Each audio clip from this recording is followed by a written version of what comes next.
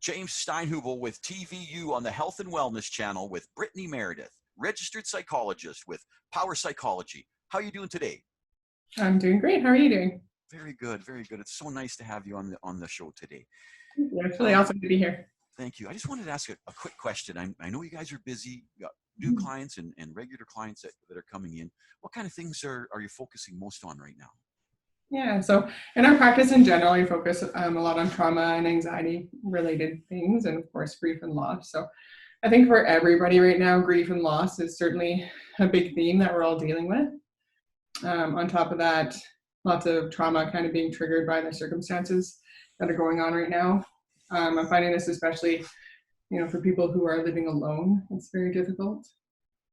People who are in not such safe living situations, for example, obviously that's quite difficult.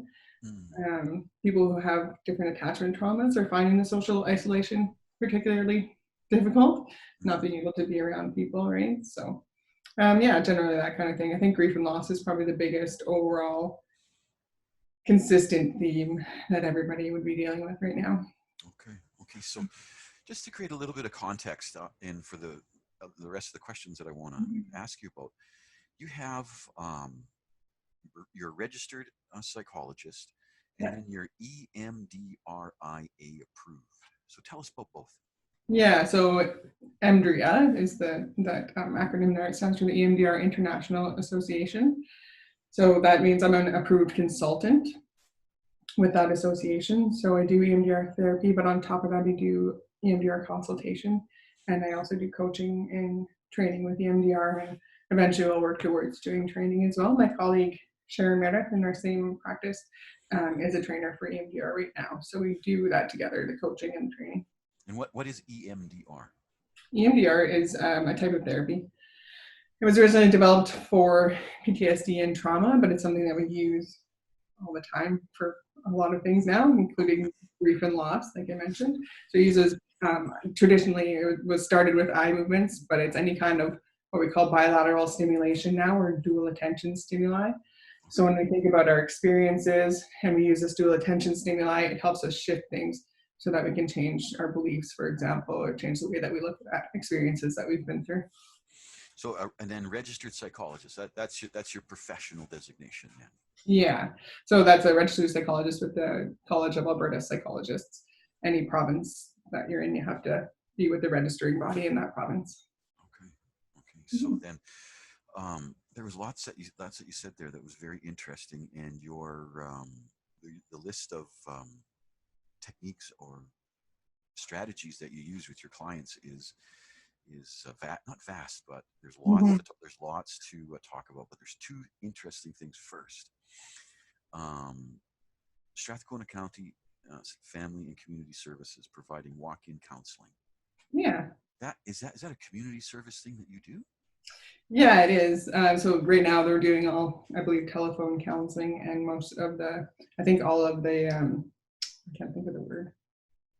All the casual staff right now are laid off, but I think they're still open for video call, for phone sessions rather. So I'll say that first. But Strathcona County Family and Community Services is in City Hall. It's on the second floor in the same building as City Hall and the Strathcona County Library. They're a really, really awesome service. And they're open, I think, 5 days a week, Monday to Friday. Friday they close a little bit early, and then they have groups every evening as well. So it's free or pay what you can afford service, and it's walk-in generally. So you can go in anytime and see somebody there, and they do like a team approach. So if somebody's in seeing a client, team members can potentially view or listen in on the sessions, so that when you take a break, we can collaborate and come up with some solutions to give to the clients and have them leave with various solutions. And then they have another aspect of that there called solutions navigation that helps with so many things, just finding access to different programs or anything that's really available to community members.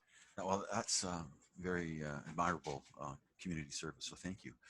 Well, I work there as well. I volunteer. Oh, okay. I do get paid some there as well. But still. Yeah. The other interesting one is that you are a examiner with the College of Alberta Psychologists. So you take the oral test. Is that it for people that are becoming psychologists? So I do need to update a little bit because it's actually not an oral test anymore. So my role in that has ended now.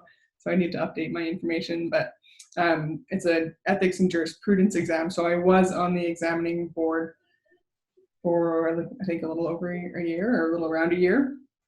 Now it's moved on into a written exam, so they don't have the board focusing on that anymore. So you're very interestingly connected in the community. Thank you.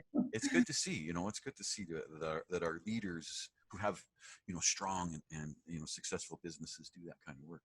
So Mm-hmm. let's get into the what your practice is doing in there. I like the two main themes, which were healing and inherent strengths. Just elaborate a little bit on that.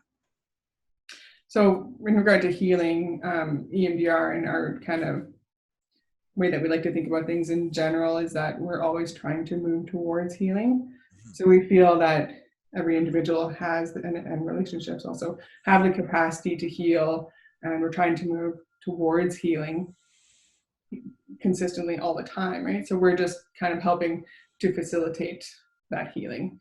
And then that kind of ties into with the inherent strengths as well, that everybody has the strength, the ability, and the resilience to move towards healing if they choose to. It's such an interesting profession and service available in the community. Mm-hmm. I honestly, I think about it. I don't think there's any other time in history where people could access this kind of help, right? Yeah. It's like even if they're isolated and they don't have any, natural community that can help them, we have these professional services that they can access. It's so good. Now, yeah. Mindfulness and let's go with mindfulness and narrative therapy.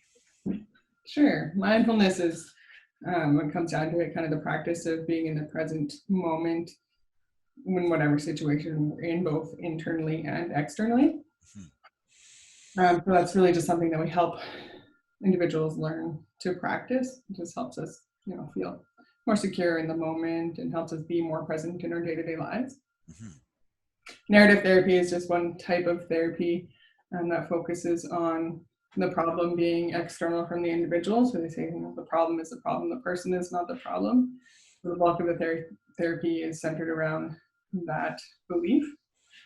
And so it focuses on externalizing problems. So it can be externalizing it, giving it realistic kind of features and making it into kind of a character so you can talk about it as separate from yourself.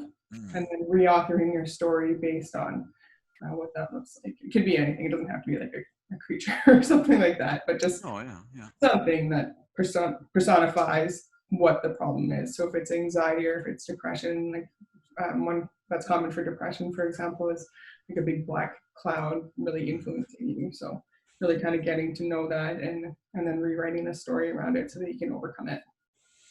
And then the one that's interesting because of the time that we're in is solution-focused therapy. Mm-hmm. Yeah, so solution-focused therapy is the bulk of what is practiced at Strathcona County Family and Community Services. So because that's short-term counseling, it's mostly in short-term counseling, but it can be integrated into so many different types of counseling. But solution-focused, just helping people navigate and move towards finding solutions to problems. So it's more focusing on the solution than it is about the problem. So with that, you might spend like a limited amount of time discussing a problem, but focus more on the bulk of what can we do about it, or what resources do you have, what strengths do you have, what experiences have you had in the past that can help you moving forward through this now, and what would that look like? What will it look like when you're overcoming or when you're healing, and how can we facilitate moving towards that? Mm-hmm.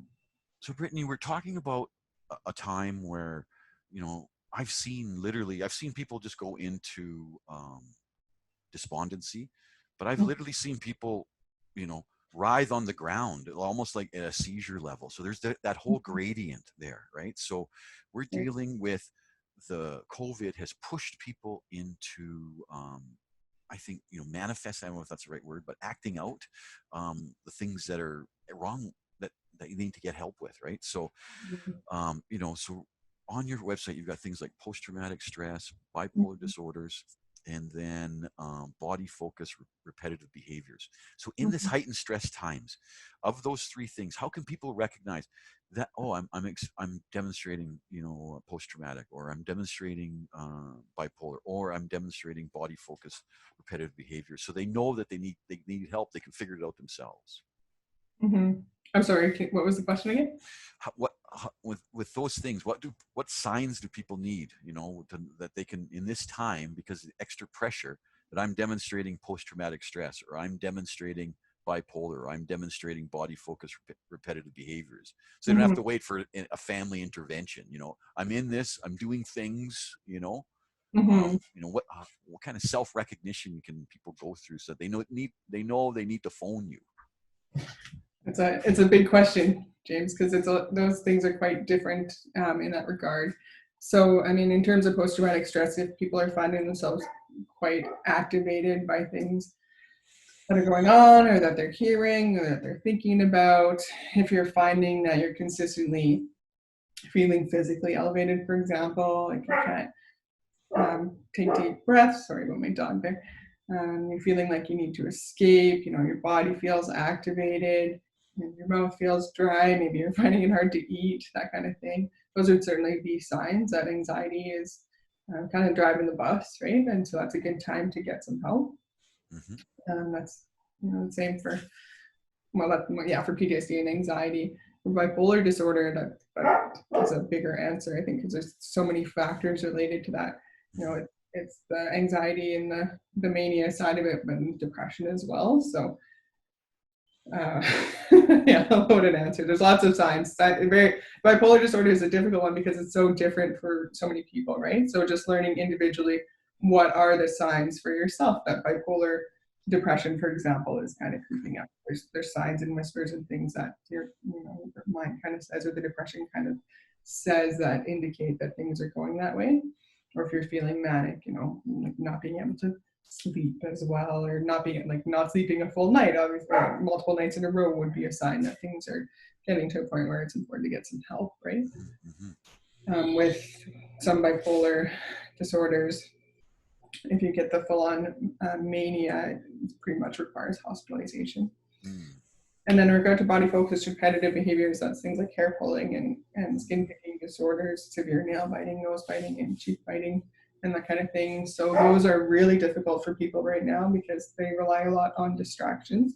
And a lot of those behaviors are driven by anxiety as well. So again, recognizing the signs for the anxiety and what the triggers are that lead from the anxiety to the pulling, picking, biting, whatever it might be. Hmm. So Um, if people are doing that, they don't. If they're doing that, they're picking, they're biting, they're cutting. It's time to phone a psychologist, right? Absolutely, yeah. I mean, cutting is completely separate from those behaviors, but certainly that's a very concerning behavior that, yeah, you want to reach out to somebody if you have the Hmm. urge to cut, right? Yeah, it's not a fault thing. You know what I mean? For No, absolutely not. whatever their mind has gone there, right? And Yeah, it's all just these are the kind things that happen when you go there, right? yeah. So that's We're all interesting. just trying to do the best that we can and cope with the situation that we're in, right? So if that's Yeah, what you know, then I mean that's what you yeah. know, and it's time to learn some new techniques, right? Because I think that with all of the things, we always want to be stronger. We always want to win. You know what I Mhm. mean? And there's a good things to be stronger and to win. Yeah, But absolutely. when we're not, we feel a little bit of shame, right? Mhm. So, but I think that that's one of maybe the good things about COVID is that we all have gone through things. You know what I mean? It's like, oh my goodness, what did you go through, right? So, uh, relying on so that you could go forward. Like personally? Yeah. Oh yeah, lots. Lots of the things that, well, I mean, everybody's feeling anxious right now, and everybody's dealing with grief and loss kind of stuff right now. So definitely drawing upon a lot of my training in those areas, right?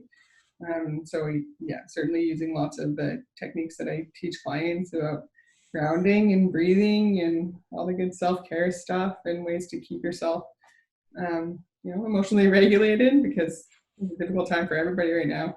I'm really grateful that my situation at home has been going pretty smoothly.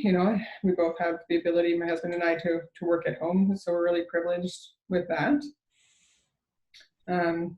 Yeah, so I've been dealing with it fairly well, I think, but I have pretty good circumstances too, right? So yeah. And then on a community level, I know your profession and your practice and your trade is based on individual and self, but you do group settings, so I think it would be easy for you to see multiple groups together and multiple groups of those groups, so in your experience, and you've been in the park a long time, Sure Park, Strathcona, Calgary.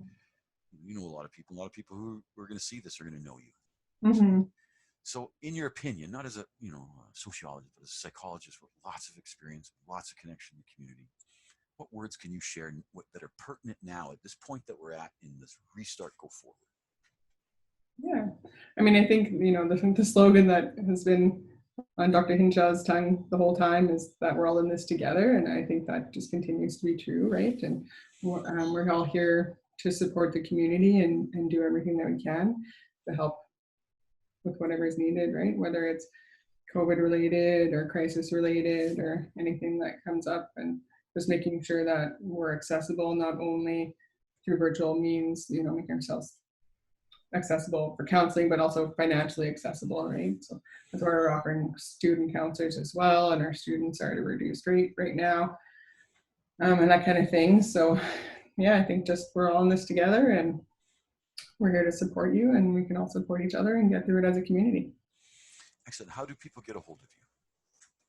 So you can contact us through our email, info@emdrpower.com, pardon me. Our website, emdrpower.com. We have Facebook. If you just search Power Psychology Associates on Facebook. We have Instagram @Power Psychology.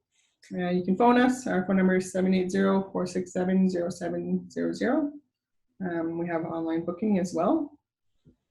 And yeah, kind of stay tuned as we navigate how we're going to get back into in-person counseling, because we're doing lots of team meetings and looking at how we're going to achieve that too. So excellent. Brittany Meredith, Power Psychology and Associates, with me, James Steinhubel, on TVU, the Health and Wellness Network. Thank you. Thank you so much.